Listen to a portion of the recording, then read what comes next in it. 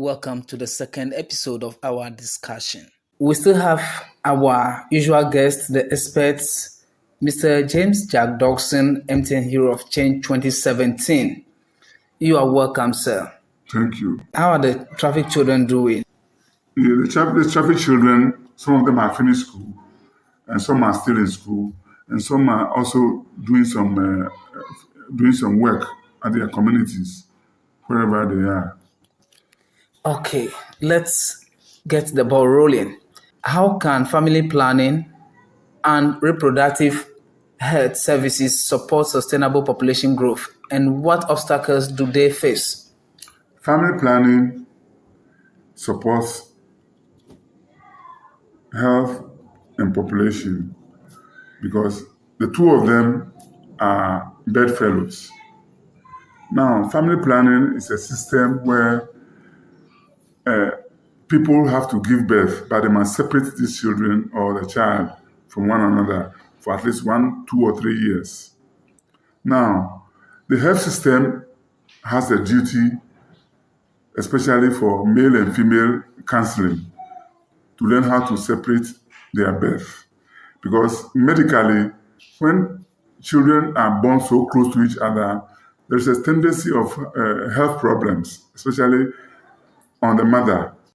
It takes a lot of time for the health situation in this country to meet the needs of women who are childbearers. And also, it is also difficult to maintain the population when there's no control. And this affects amenities for the communities, especially the mother and child. What policies and initiatives have been successful in addressing population growth, and what can we learn from them? What actually has... the policies and initiatives. Yeah, the policies. We have adolescent reproductive health policy. We have child right policies. We have family education policies in this country. And all of them have helped to sustain the education of family planning in Ghana.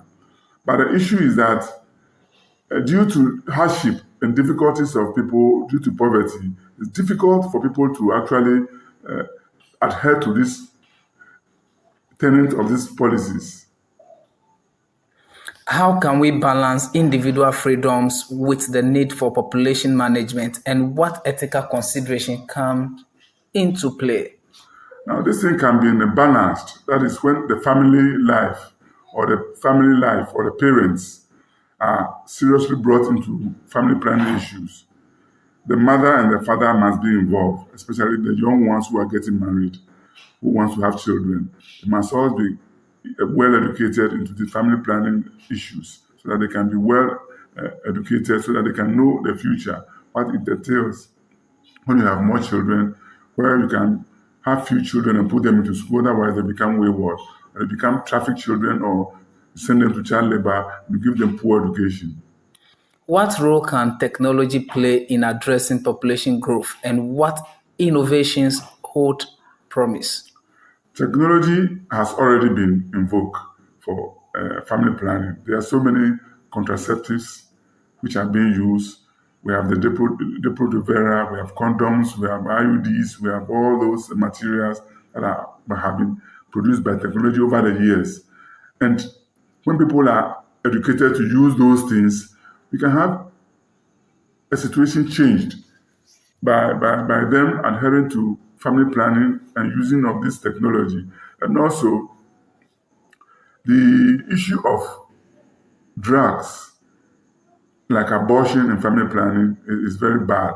So it has to be stopped, and people must use the right way to be able to survive and keep their bodies.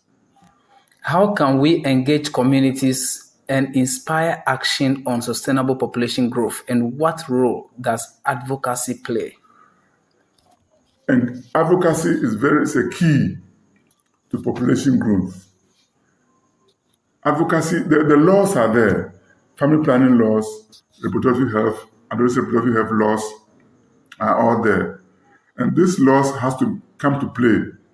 It must be used by the duty bearers and rights holders to educate the people at the hospitals, at the clinics, at homes, at association programs, so that they can be able to understand the policies of, say, adolescent health, child mortality, and other sicknesses that happens to both male and female. Okay, our cherished listeners, this is where we are drawing the curtain to a close on the second part of this topic. So we'll be continuing again next week.